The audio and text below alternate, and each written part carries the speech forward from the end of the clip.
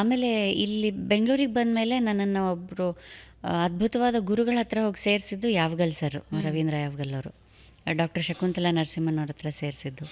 ಅದಕ್ಕೆ ಮುಂಚೆ ನಾನು ಪಂಡಿತ್ ಡಿ ಬಿ ಹರೀಂದ್ರ ಅವ್ರ ಹತ್ರ ಮತ್ತು ಶ್ರೀಯುತ ರಾಧಾಕೃಷ್ಣ ಅವ್ರ ಹತ್ರ ಹಿಂದೂಸ್ತಾನಿ ಕಲಿಕೆ ಮಾಡ್ತಾಯಿದ್ದೆ.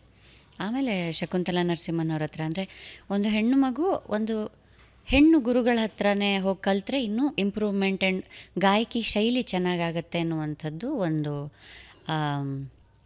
ಥಿಯರಿ ಇದೆ. ಯಾಕಂದರೆ ಗಂಡಸರ ಹತ್ರ, ಗಾಯಕರ ಹತ್ರ ಕಲಿತಾಗ ನಮ್ಮ ಸಿಂಗಿಂಗ್ ಸ್ಟೈಲು ಮ್ಯಾಸ್ಕ್ಯುಲೈನ್ ಆಗೋಗುತ್ತೆ ಅಂತ.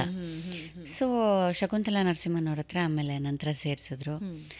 ಆಮೇಲೆ ಹೀಗೆ ನಾನು 5ನೇ ಕ್ಲಾಸಲ್ಲಿ ಇದ್ದೆ ಬಹುಶಃ. ಅಮ್ಮ ಸ್ಕೂಲಿಗೆ ಬಂದರು, ಸ್ಕೂಲ್ ಬಿಡೋ ಹೊತ್ತಿನಲ್ಲಿ.